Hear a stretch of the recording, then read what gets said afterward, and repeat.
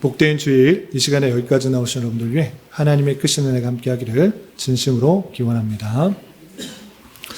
아울러 여러 가지 사정으로 영상으로 예배에 참여하는 모든 분들에게도 동일한 은혜가 있기를 기원합니다. 우리는 계속해서 요한계시록의 말씀을 대하고 있습니다. 요한계시록 말씀 처음 대하시는 분은 그렇게 이해하기가 쉽지 않습니다.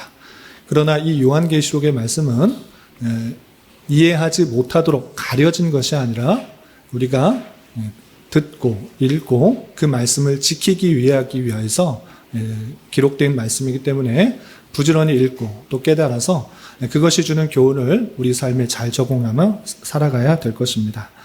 오늘 계속해서 18장의 말씀을 대하게 될 텐데 그동안 어떤 일들이 있었는지 또 앞으로 어떤 말씀이 있는지 문맥과 함께 오늘 본문에서 강조하고 있는 것들이 무엇인지 생각해 보면서 교훈받도록 하겠습니다. 먼저 구조를 보시면 요한계시록에 맞춰도 모든 내용을 다 기억하면 좋겠지만 처음 접하신 분들은 이 네 가지 구조는 좀 알아뒀으면 좋겠다라고 말씀드렸습니다. 처음 1장에서는 서론, 그리고 맨 마지막 장에서는 결론이 있고 그 가운데 하나님께서 말씀하시고자 하는 중요한 본문 내용들이 있는데 2장부터 3장까지 처음에는 7교회에 보내는 편지를 통해서 모든 교회가 반드시 깨달아 알아야 될 내용들을 전하는 것이다 라는 것들을 보여주고 4장부터 21장까지는 7인, 7나팔, 7대접을 통하여서 그 상징을 통하여서 하나님께서 이 세상 만물을 어떻게 주관하시고 다스리시고 심판하신지를 상징적으로 또 입체적으로 구체적으로 다각적으로 표현하고 있다. 이렇게 생각하시면 좋겠다라고 했습니다. 그런데 이 가운데서 오늘 18장은 7대접 재앙의 그 마지막 부분인데 그 전후 문맥을 살펴보면 이렇습니다. 지난주 11장에서 기억하고 계신지 모르겠는데 11장에서 7번째 나팔이 불렸습니다. 기억나시나요? 7인이 마지막 7번째 인이 떼어질 때는 7나팔의 천사가 나타나서 7나팔을 하나둘씩 불게 되고 7나팔이 마지막 불어졌을 때 또 7대접을 가진 천사가 나타나서 재앙을 하나둘씩 펼치는 것을 볼 수 있었습니다. 지난주 말씀 11장에서는 7째 나팔이 불려질 때 7대접을 가진 천사가 나오기 전에 하늘에 있는 천사와 그 24장로들이 하나님이 어떤 분이신지를 선포했던 것입니다. 그것은 다름 아니라 하나님께서 모든 만물의 왕이시다. 그리고 하나님께서 이 세상을 심판하실 것이고 그 심판 가운데서 모든 성도들에게 상을 주신다. 이런 것들을 고백하는 내용이 11장에 있었던 것입니다. 그리고 7대접의 천사들이 나오기 전에 그 가운데서 하나님께서 그 백성들을, 그 교회를 어떻게 지키시는지, 그리고 그 가운데 사탄과 그의 영향을 받은 이단과 정부가 어떻게 성도들을 괴롭히고 또 하나님과 전쟁하려고 하는지 다양하게 표현됐던 것입니다. 그리고 어제 읽었던 16장에서는 7대접의 재앙을 가지고 있는 천사가 나타나서 하나씩 대접을 쏟는 것을 보게 됩니다.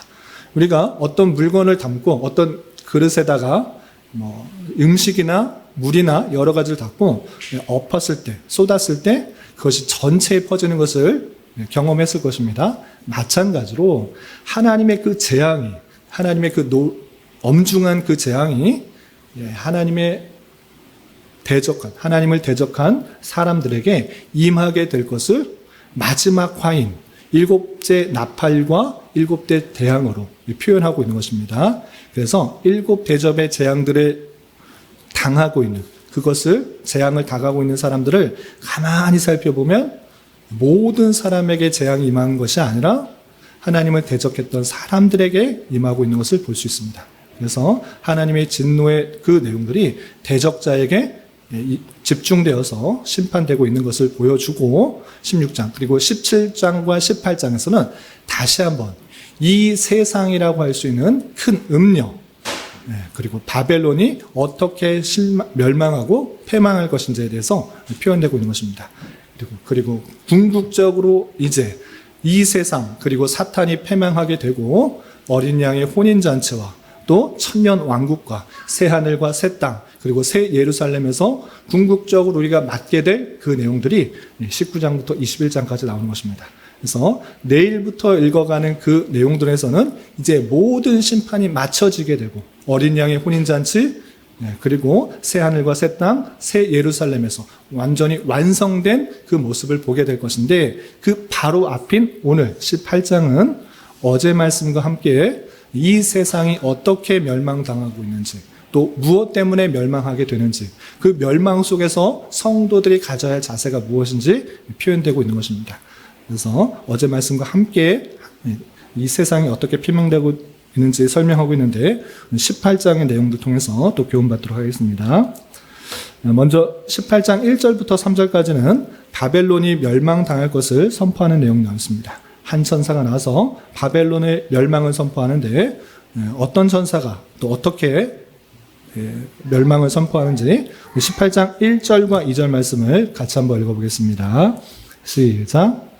이 일 후에 다른 천사가 하늘에서 내려오는 것을 보니 큰 권세를 가졌는데 그의 영광으로 땅이 환하여지더라. 힘찬 음성으로 외쳐 이르되 무너졌도다 무너졌도다 큰 성 바벨론이여 귀신의 처소와 각종 더러운 영이 모이는 것과 각종 더럽고 가증한 새들이 모이는 곳이 되었도다. 이 일 후에라는 것은 17장에 있던 내용들인데 17장에서는 큰 음녀의 그 심판에 대해서 설명하고 있는데 큰 음녀가 심판을 당하고 또 바벨론이 멸망당하고 다른 얘기를 하는 것이 아니라 요한계시록의 특징은 입체적으로 다양한 측면을 강조하기 위해서 표현하고 있다는 사실들을 잊지 말아야 됩니다. 계속적으로 시간 순으로 생각하다 보면 7인, 7나팔, 7대접 이것이 순서대로 진행되는 것 같아 보이지만 이것은 시간 순으로 문자 그대로 시간 순으로 설명할 것이 아니라 그 특징들을 다각적으로 설명하는 방편이다라고 생각하여서 음녀가 다르고 바벨론이 다른 것이 아니라 음녀나 바벨론은 하나님을 알지 못한 하나님께서 하나님의 마음을 뺏어가는 그런 세상을 뜻하는 것이다 라고 생각해야 될 것입니다. 그래서 다른 천사가 다른 방면으로 얘기하는데 뭐라고 하는가? 힘찬 음성으로 선포하고 있는 것입니다. 무너졌도다 무너졌도다 큰 성 바벨론이요 라고 하면서 바벨론이 무너질 것을 선포하는 것입니다. 왜 바벨론이 무너지는가? 그 바벨론이 귀신의 처소와 각종 더러운 용이 모이는 곳, 더럽고 가증한 새들이 모이는 곳이 되었기 때문에 그것이 심판받아 마땅하다라고 표현하고 있는 것입니다. 더 구체적으로 3절에 멸망받게 된 이유에 대해서 이렇게 표현하고 있습니다. 3절 말씀 같이 한번 읽어보겠습니다. 시작. 그 음행의 진노의 포도주로 말미암아 만국이 무너졌으며 또 땅의 왕들이 그와 더불어 음행하였으며 땅의 상인들도 그 사치의 세력으로 치부하였도다 하더라. 음행의 진노의 포도주로 말미암아 만국이 무너졌다. 그래서 음행했을 때 실제적인 음행이라고 할 수도 있겠지만 그것보다는 전체적인 그런 말씀에 있어서 하나님을 온전히 믿고 따라야 되는데 하나님 아닌 다른 것들에 마음 두고 행하게 하는 그 모든 것들이 영적 음행이라 할 수 있는데 그렇게 하나님을 따르고 하나님을 믿고 하나님에 순종하는 것이 아니라 자신의 가치관과 힘과 능력 어떤 부와 명예들을 따르는 그 것들이 온 만국으로 퍼졌기 때문에 그것으로 말미암아 무너지게 된 것이다 라고 하는 것입니다. 하나님을 온전히 섬겨야 된 인간은 그 모습들을 벗어난 그 음행 그것이 만국으로 퍼졌고 또 왕들이 그 모습을 그대로 따라하는 그 모습들이 있었기 때문에 또 상인들 또한 하나님을 섬기는 것이 아니라 그 다른 것을 의지하고 또 자신을 꾸미는 그 모습들로 인하여서 심판받게 된다라고 이 세상의 권력과 또 따르는 모든 것들이 그 음행, 하나님을 온전히 따르지 못한 영적 음행으로 말미암아 심판받게 된다 이렇게 선포하고 있는 것입니다. 이런 바벨론의 그 멸망을 선포하는 가운데 있어서도 하나님께서는 그 백성들에게 이 말씀을 전해주고 있습니다. 계속해서 4절 말씀 함께 읽어보겠습니다. 시작. 또 내가 들으니 하늘로부터 다른 음성이 나서 이르되 내 백성아 거기서 나와 그의 죄에 참여하지 말고 그가 받을 재앙들을 받지 말라. 바벨론의 멸망을 선포하고 있는데 그들이 하나님을 섬기는 것이 아니라 다른 것을 섬기는 영적 음행이 있었기 때문에 심판받는다. 그러니 내 백성아, 나의 택한 백성들아, 이마에 입맞은 14만 4천 명의 그 백성들아, 거기서 나와 그 죄, 그들이 행하는 그 죄에 똑같이 참여하지 말고 또 똑같이 참여해서 받을 재앙들 받지 말고 그렇게 행하지 말라라고 경고하며 메시지를 전해준 것입니다. 그리고 다시 한번 5절부터 19절까지는 바벨론의 죄가 무엇인지 그리고 그 죄로 말미암아 받게 되는 재앙이 어떠한지 아주 자세하게 또다시 다양한 측면으로 설명하고 있습니다. 달진 않고 몇몇 구절만 살펴보겠습니다.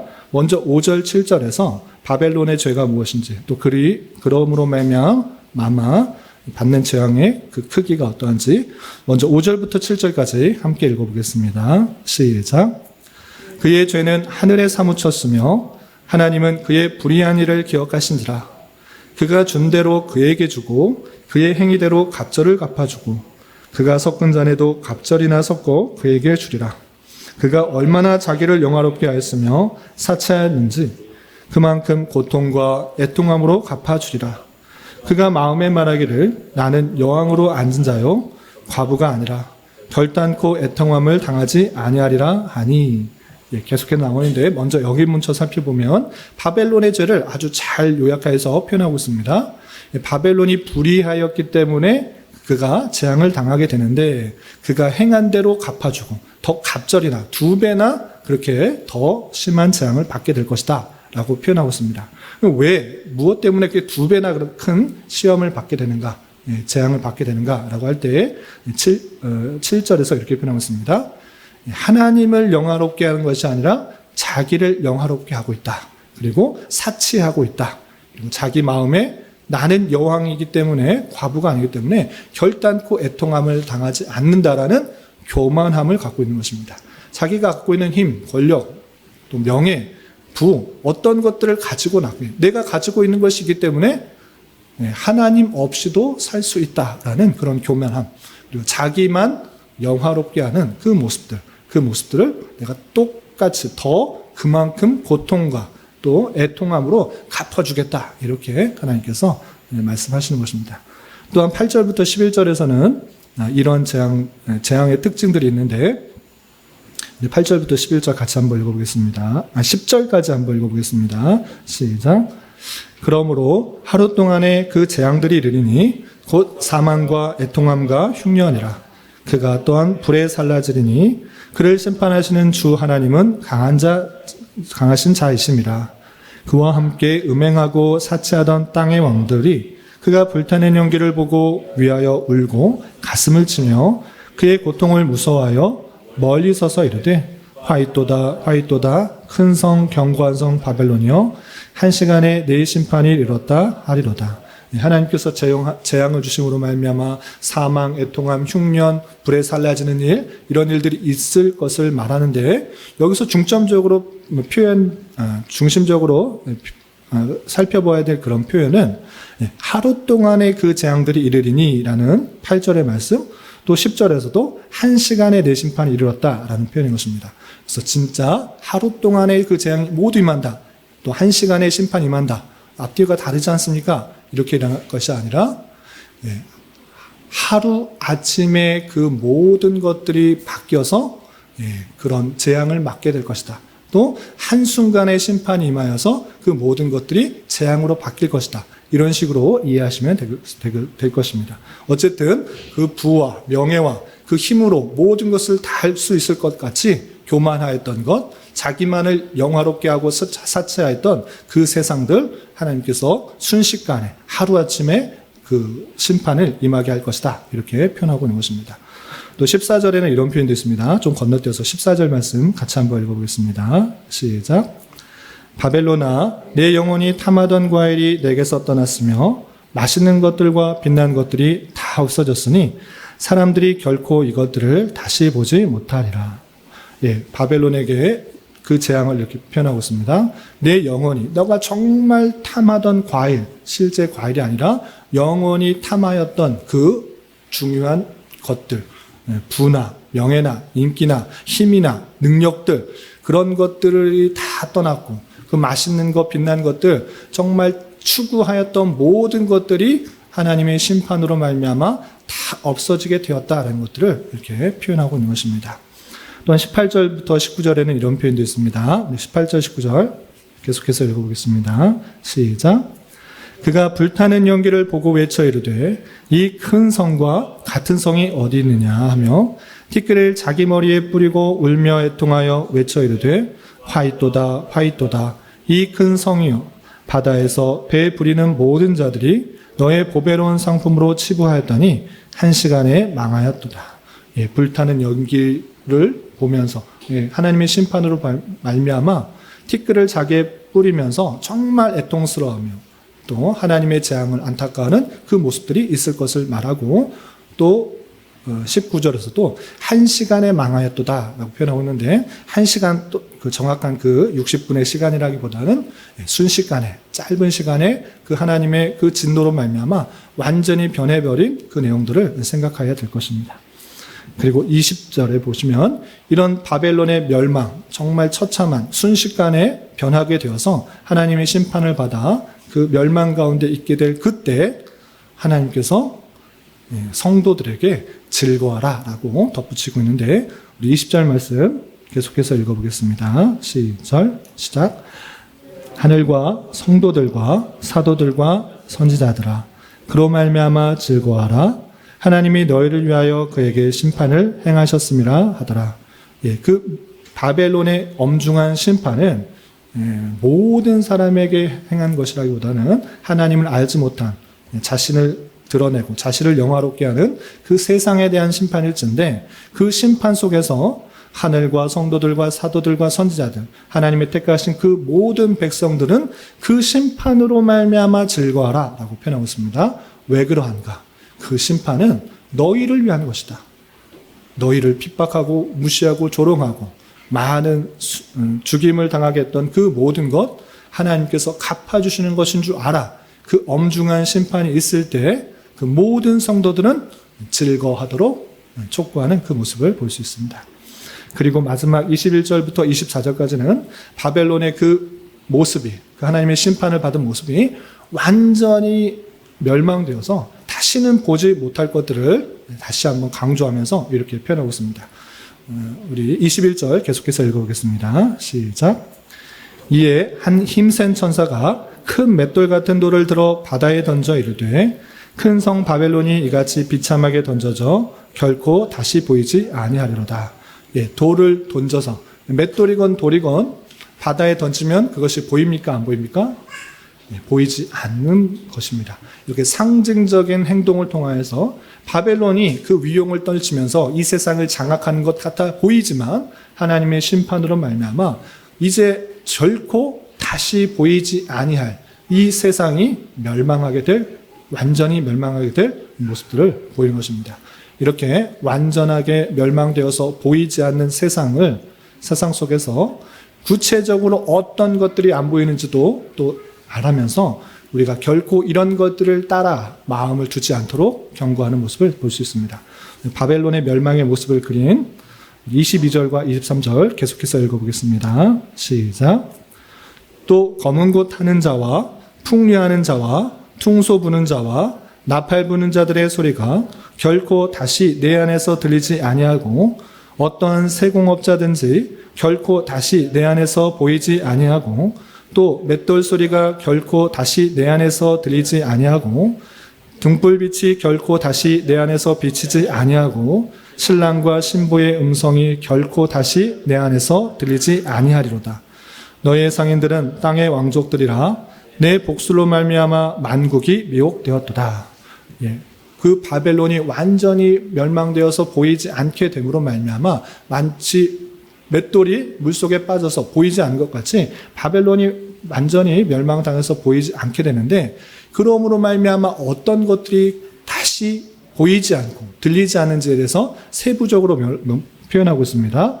검은 곳 타는 자, 풍류하는 자, 퉁소 부는 자, 나팔 부는 자 소리가 결코 들리지 아니한다 라고 표현하고 있습니다. 이것도 문자 그대로 그때가 되면 이런 검은고, 퉁소, 나팔 이런 것이 아니라 세상 향락을 즐기는 세상 사람들이 노래하며 춤추며 그 노래하는 그 모든 것들이 이제 다시는 그 안에서 보이지 않게 될 것이다. 하나님의 그 마지막 때의 심판으로 말미암아 그렇게 향유와 풍류를 즐기는 그 모든 것들이 다시는 보이지 않을 것을 표현하고 있는 것입니다. 또한 어떤 세공업자, 또 맷돌 소리라고 하고 있는데 이것은 기술과 문화 발전을 통하여서 애쓰고 있는 자신의 만족과 또 인류의 어떤 힘과 능력을 기르면서 하나님을 제외한, 하나님을 없이 하면서 자신의 기술과 능력만을 키우는 그 모든 것들이 없어지게 될 것을 표현하고 있는 것입니다. 또한 신랑과 신부, 먹고 마시는 것뿐만 아니라 이 세상에 잘 결혼하고 또는 자신의 그런 음욕과 정욕들을 위해서 결혼하고 하는 그 모든 것도 이 마지막 때는 다 없어지게 될 것을 표현하고 있는 것입니다. 이 세상 끝, 또 세상의 마지막에서는 그런 향락과 즐거움과 또 인류의 기술과 문명들, 그 모든 것들이 다 없어지게 될 것이다 라고 표현하고 있는 것입니다.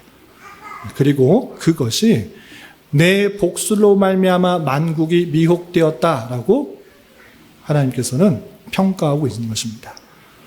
과연 그 것들이 인류를 구원할 수 있는가? 인류를 잘 살게 할 수 있는가? 인류를 증진시킬 수 있는 것인가? 아니다.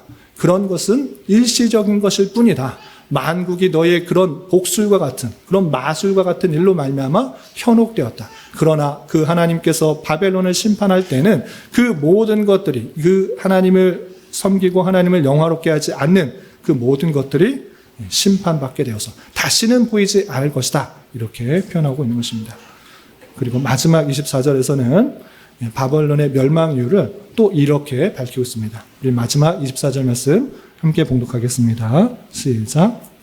선지자들과 성도들과 및 땅 위에서 죽임을 당한 모든 자의 피가 그 성 중에서 발견되었느니라 하더라.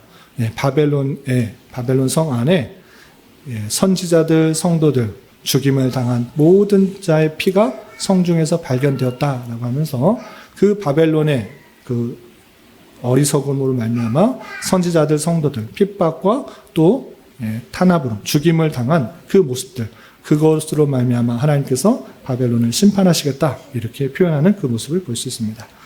여기까지가 18장 바벨론의 멸망의 모습들이고 이제 19장에서는 말씀드린 것처럼 모든 심판 그것이 끝나고 어린 양의 혼인잔치가 나고 천국 왕국이 이르며 새 예루살렘과 또 새 하늘과 새 땅에서 새 예루살렘에서 마지막을 만지하는 그 내용들이 나옵니다. 이어지는 말씀을 또 기대하시기 바라고 오늘 18장을 통해서 교훈받을 수 있는 것들을 세 가지로 정리하겠습니다. 첫 번째, 바벨론의 멸망 원인은 무엇인가 생각해 봤으면 좋겠습니다. 음행의 진노의 포도주로 말미암아 만국이 무너졌으며 땅의 왕들이 그와 더불어 음행하였고 땅의 왕들이 땅의 상인들도 그 사치의 세력으로 치부하였고 자기를 영화롭게 하는데 바빴기 때문에 바벨론이 멸망당하였다라고 표현하고 있습니다. 물론 24절에 또 하나님의 택하신 백성들, 성도들을 핍박하고 탄압하고 죽였기 때문에 그것으로 말미암아 하나님께서 멸망하신다라고 하는 그 내용을 볼 수 있습니다. 그런데 여기서 바벨론이라는 그 말 먼저 생각해 봐야 될 것입니다. 바벨론은 실제 BC 586년경 남유다를 멸망시킨 나라의 이름입니다. 그 나라는 그때 당시나 지금이나 있는 나라가 아닙니다. 그럼에도 불구하고 계속 바벨론에 대해서 말하는 이유는 하나님의 나라를 멸망시킨 그 나라이기 때문에 상징적인 의미로 계속해서 사용하고 있는 것입니다. 사도 요한이 이 계시를 받을 때 그 바벨론은 1차적으로 로마 제국일 것입니다. 하나님의 택하신 백성들을 핍박하고 탄압하고 또 죽임에 이르기까지 하는 그 로마의 나라가 바벨론과 같을 것입니다. 그러나 그 로마에 국한되는 것이 아니라 하나님을 신뢰하지 않고 자신의 힘과 능력만을 살아가는 이 세상 모든 것을 뜻하는 것입니다. 그런데 중요한 것은 이 바벨론은 하나님 외에 부, 명예, 쾌락, 평안 등을 추구함으로 살아감으로 말미암아 하나님의 진노를 받아 망하게 된다라는 것입니다. 그렇다면 왜 이 세상은 하나님을 말씀을 따르지 않고 또 자기가 유익한 것, 자기가 좋아하는 것만을 따라가게 되었는가? 이 사실들을 잘 생각해 봐야 될 것입니다. 성경은 그 모든 내용이 기록되어 있는 것입니다. 우리는 이 세상에 대한 바른 인식이 있어야 될 것입니다. 하나님을 떠나 참된 진리에서 떠난 자들의 모습이 어떠한지, 또 그로 말미암은 최후 결과에 대해 성경은 분명히 기록하고 있다는 것을 잘 깨달아야 될 것입니다. 첫사람인 아담과 하와가 뱀의 유혹에 넘어가 하나님의 말씀을 떠나게 되어 죄를 지음으로 말미암아 하나님의 관계가 끊어졌고, 관계가 끊어짐으로 말미암아 모든 인생들은 자기의 생각과 판단에 따라서 자기가 좋아하는 것, 그것을 추구하게 되게 되었던 것입니다. 그러므로 말미암아 자신의 유익과 기쁨과 만족과 자신의 영예를 위해서 살아가고, 그렇게 하기 위해서 자기보다 힘이 없는 사람들, 또 방해가 되는 사람들에 대해서 착취하거나 누르거나 억압하게 되는 것입니다. 그리고 그렇게 된 하나님을 떠난 하나님의 말씀에 근거하여서 살아가지 않은 모든 인생들, 그 인생들에게 하나님의 심판이 있다는 사실을 우리는 잊지 말고 살아야 될 것입니다. 그리고 두 번째 생각할 것은 바벨론의 심판이 어떻게 이루어지며 누구를 위한 것인가를 잘 생각해 봤으면 좋겠습니다. 바벨론이 심판받게 되는 그 재앙에 대해서 오늘 18장에서 하루 동안의 재앙들이 이를 것이다, 또 1시간에 내 심판이 이르렀다, 1시간에 망하였다 등으로 표현되고 있습니다. 그리고 그 심판으로 말미암아 결코 다시 보이지 않게 될 것이다 라고 표현하고 있습니다. 이것은 하나님께서 하늘과 성도들과 사도들과 선지자들을 위하여 심판하셨기 때문에 또 즐거워하도록 했다라는 것을 살펴볼 수 있습니다. 하늘과 성도들과 사도들과 선지자들은 참된 신자를 표현한 것일 것입니다. 이들은 세상으로부터 핍박과 죽임을 당했던 자들입니다. 신자들에게 많은 핍박을 했던 세상을 향해 요한계시록에서는 그 심판과 재앙이 즉각적으로 임하게 될 것을 강조하고 있다는 사실들을 눈여겨봐야 될 것입니다. 즉, 이 세상의 힘과 부와 능력은 없어지지 않을 것처럼 그 위용을 드러내며 그렇지 않은 자들에게 핍박을 멈추지 않고 있지만, 하나님의 때가 되면 한순간에 멸망하게 되어 하나님의 참된 공의가 이 땅에 드러나게 될 것을 우리는 기억해야만 할 것입니다. 하나님의 공의로운 심판을 아는 자로서 때때로 우리는 불의한 일을 당하게 될지라도 너무 낭망하거나 좌절하지 말고 하나님의 때의 심판을 기대하며 더욱더 하나님께 기도하고 탄원하고 신원해 주시는 하나님을 의지하고, 우리는 우리의 주어진 자리에서 정직하고 거룩하게 살아가야 하겠습니다. 또한 세 번째 살펴볼 것은 바벨론의 심판 가운데서도 그 백성들에게 주는 메시지가 무엇인가 생각해 볼 것입니다. 멸망이 시행되는 가운데서 하늘로부터 음성이 나서 거기서 나와 그의 죄에 참여하지 말고 그가 받을 재앙들을 받지 말라라고 말씀해 주셨습니다. 죄와 비참에 처해있던 우리에게 예수 그리스도를 통한 구원과 회복을 예비하셨던 하나님께서는 그의 엄중한 심판 가운데서도 그 택하신 백성들을 향하신 하나님의 놀라움과 사랑을 계시로서 보여주고 있습니다.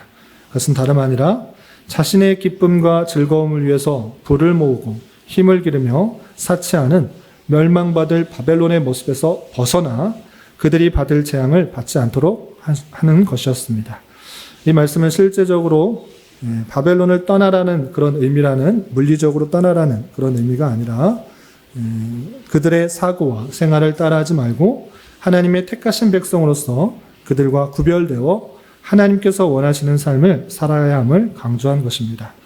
하나님의 은혜로 택함을 받고 구원받은 성도로서 바벨론과 같은 이 세상을 살아갈 때에 그들과 동화되는 삶이 아니라 그들과 구별되는 삶을 통하여 하나님의 거룩하고 순결한 신부로 잘 준비되어 나가는 자가 되어야 될 것입니다.